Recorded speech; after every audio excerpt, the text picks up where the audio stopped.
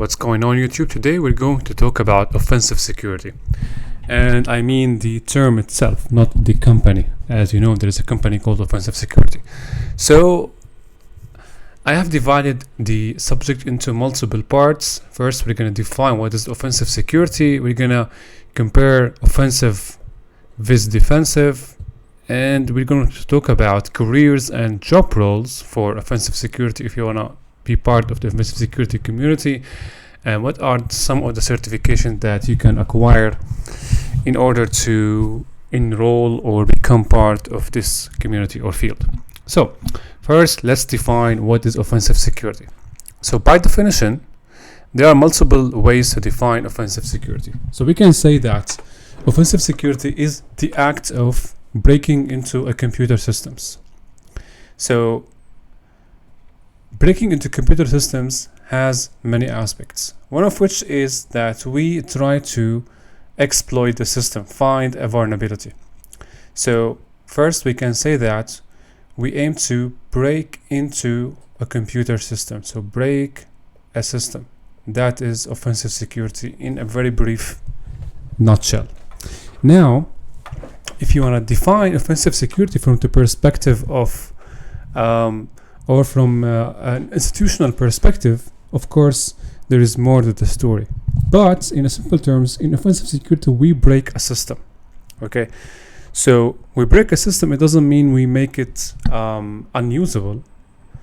We just break the system, or we mean by breaking a system is that we get access to the system or we compromise the system.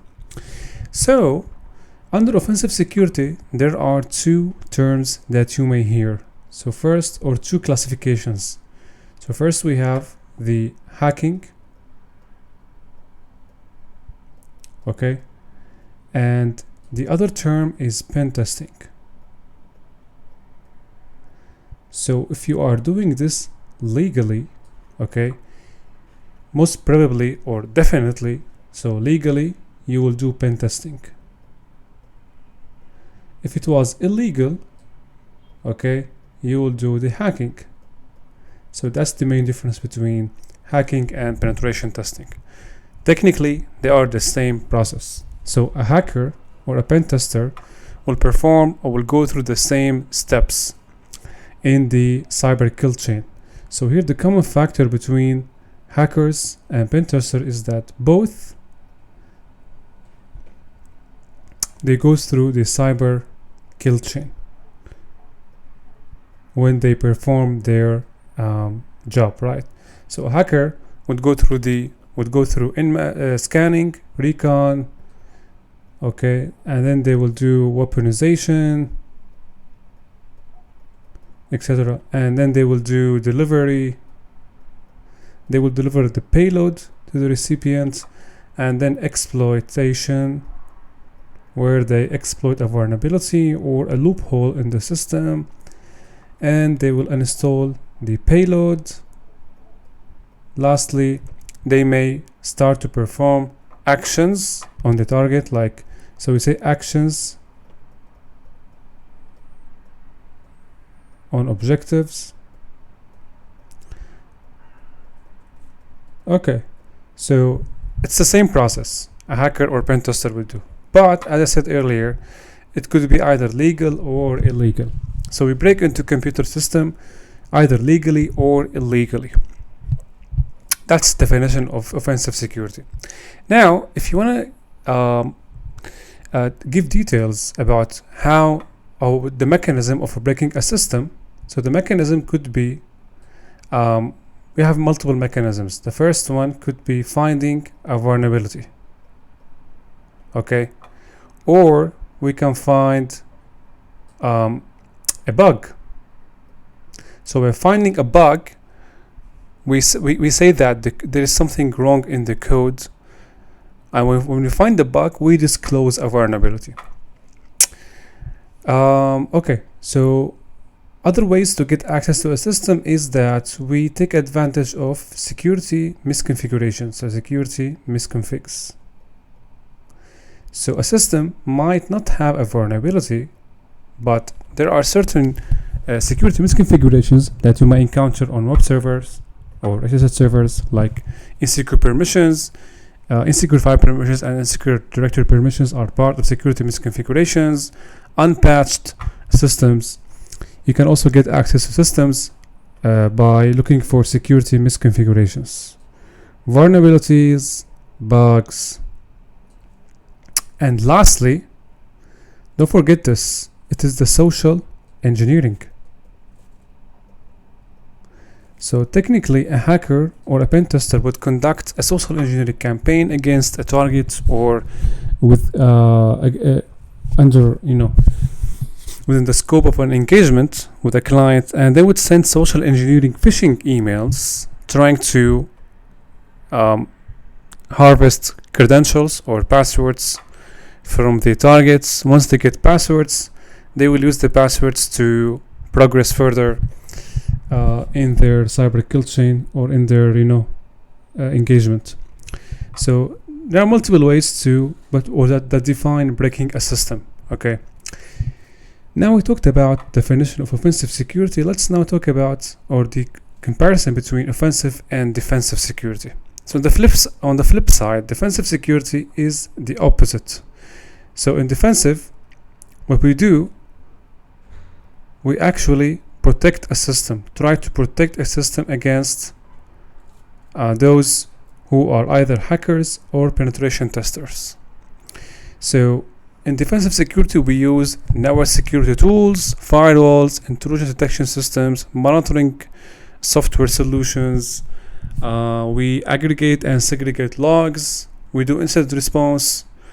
Multiple things can be done, or multiple things go under defensive security. But the ultimate objective is to thwart hacking attempts or to prove that the network the network status of the current corporate or the current organization or of the current software is actually immune to or secure against pen testing. So we actually, the term is wrong. We can't say secure against pen testing. We can say that the current status of the system is secure by proving that pen testing cannot get access to the system. So that's a brief comparison between defensive and offensive security. Now let's talk about career and job roles.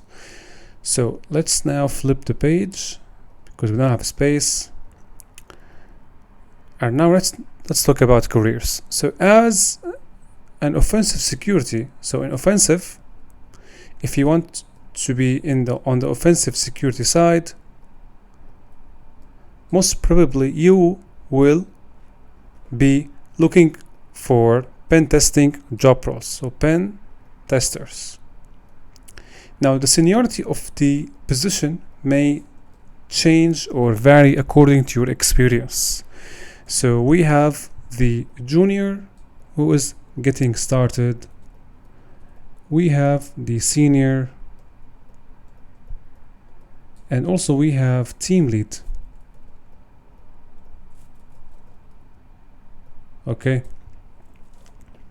so in pen tester, we are responsible for testing or doing security testing for technology products to try to find a way to get access, either through vulnerabilities, bugs, security misconfiguration, social engineering, we name it. We talked about this. Now that's one job role in offensive security. The other one is red teamer. If you wanna get more details or learn about red teaming, you can find 2 videos I have published about red teaming engagements. So basically in red teaming, you play the role of an adversary, trying to attack an organization and provide feedback from your experience. So basically in red teaming, there are multiple job positions. So you have the team lead. You have someone responsible for documentation and reporting. You have someone responsible for maybe physical security, conducting physical red teaming. And also pen testers would be part of red teaming. Now, which one is more comprehensive? So basically, red teaming is actually a broader term than pen testers. Pen testers or pen testing could be part of red teaming engagement, as we said earlier. Could be part of it, part of this one. But red teaming is a much more broader experience. When you conduct red teaming engagement, you actually mimic an adversary. You will put yourself in the shoes of an adversary, all right, and mimic all their behaviors, tools, techniques. You will also use the MITRE framework, okay, to look for the TTPs. So TTPs stand for tactics, techniques, and procedures. So when you do red team engagement, what you will do, you will first study your client. So you have a client and you need to find out in which industry they are. Say they are in banking, okay? Then what you have to do, if you want to conduct a red team engagement, you will have to find out the adversary profile in banking. How can you do that? You can use the MITRE framework. In MITRE framework, you will find the tactics, techniques, and procedures used by adversaries who have been proved to attack the banking industry. And then what you will do, you will take all of this and conduct an engagement using the tools that you have found, the techniques you have found, and the procedures that you have uncovered based on the adversary profile. And if pen testing is part of the engagement, you will conduct pen testing. Okay, so now these are the job roles for offensive security. Now, if you want to be part of defensive security, so let's create a new page, and here say the defensive side or the defensive security. So in defensive security, there are multiple positions and roles under defensive security. So most probably you will see security analyst,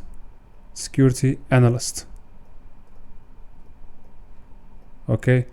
Also there is security engineer.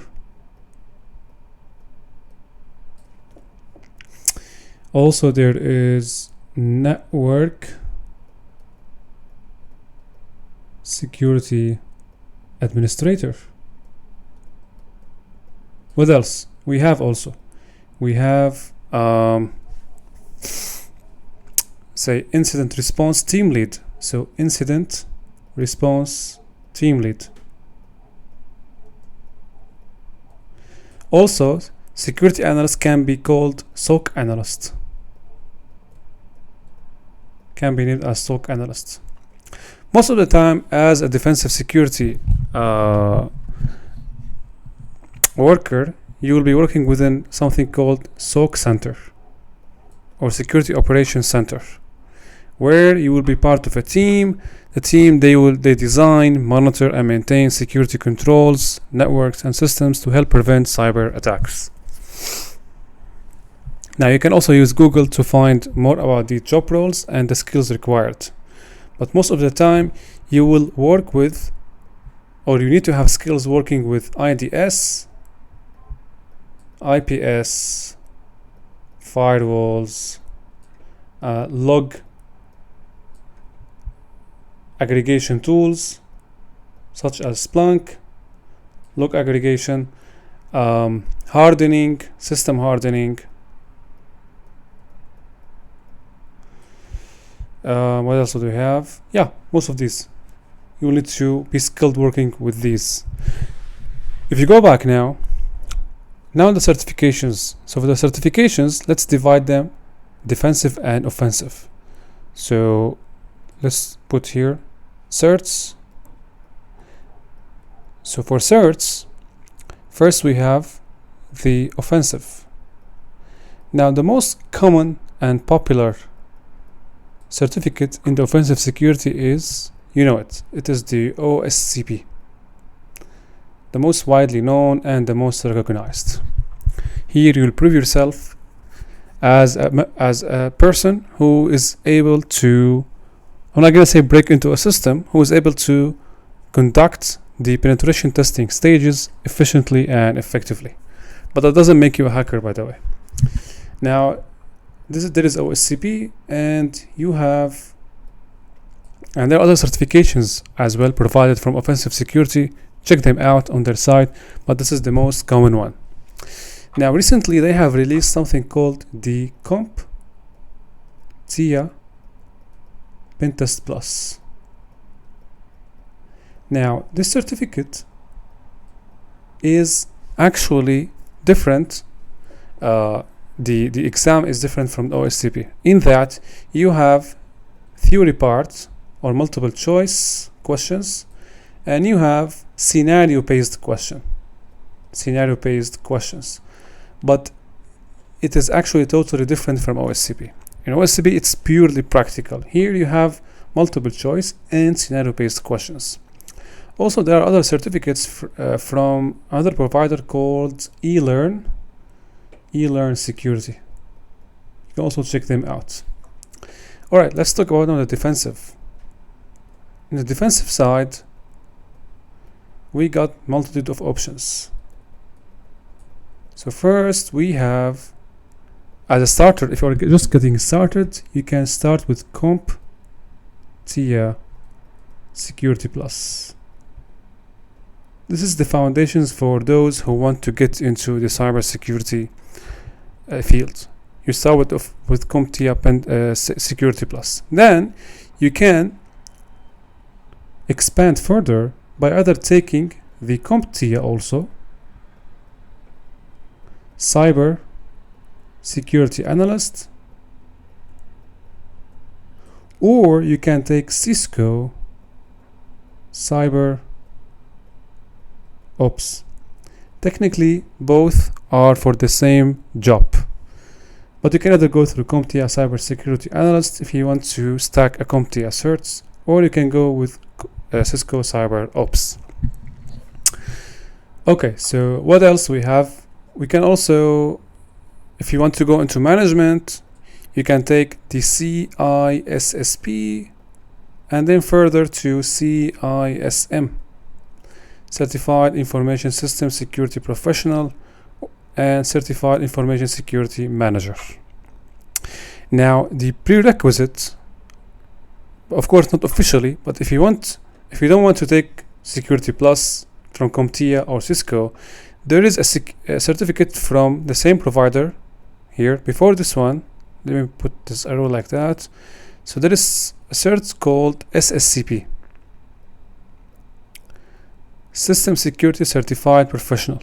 If you take this, okay, cert, okay, it will make up for CompTIA Security Plus, and probably it is wider. So from my own perspective, it's not official. SSCP is more powerful than CompTIA Sec Plus in terms of cover and depth. And then after SSCP, if you want to step into management, you can take CISSP and then CISM. Now, in the security arena, guys, there is something else other than offensive and defensive. Guess what is that? So we create a new page. It is the auditing. Most people neglect this part of the field, auditing and compliance, mainly because it is actually mostly paperwork. Okay, so in auditing, what you will do, you will need to get a strong hold and grasp on cybersecurity frameworks and standards, regulations, such as ISO 27001. Also NIST framework for the risk management, and also you have the COBIT for auditing. NIST, also you have the PCI DSS For the finance industry, you have the HIPAA.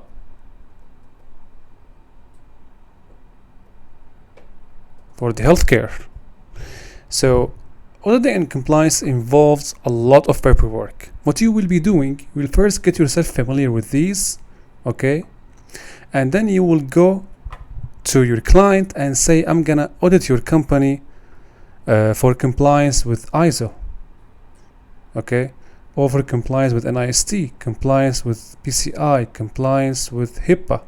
Mostly it's auditing, guys. So we audit the current security controls of an organization, and we recommend them what they need to do in order to be compliant with ISO, NIST, COPIA, ITPC, ITSS, and although there are certain other regulations depending on the country you live in. For example, in Europe, there is the GDPR. It is the data privacy law. So basically, there is more to the story, as I told you guys. Other than offensive and defensive, you can also get into auditing and compliance. What are some of the certifications that you can take if you want to get into auditing and compliance? Before certifications, you will have to understand the concept of risk management and risk analysis. So in risk management and analysis, what we do, we identify what are the risks. So we have natural risks coming from the nature, and we have human threats or human risks. Now, human risks are either errors, okay, or hacking. Okay, so in risk management, we lay out a plan to identify what are the risks that would come from nature and what are the risks that would come from human errors and hacking. Okay, so we do risk assessment. So here we do something called risk assessment. Okay, the outcome of the risk assessment is a matrix where you have the risk, the probability, and the impact. So assign a score based on these three items. Based on the score, you will lay out a plan to either accept the risk or transfer the risk, and lastly, remediate. So accepting the risk is actually the process of saying that I can bear the responsibilities of this risk manifesting in real. In transfer, what we do, we say that we're going to transfer the associated risk that we have found. Say it is fireworks, or if something happened like earthquakes or tsunamis, whatever. So basically you transfer the risk to a third-party provider where they will actually handle the risk on their behalf, and then you have remediate, where you will take the risk and fix it or put out procedures and controls to prevent this risk from happening. Of course, you cannot remediate, or you cannot avoid all the risks. So basically we'll have to accept some and transfer some based on the impact, probability, and the risk itself. So that was for today, guys. I hope you guys liked the video, and I will see you later.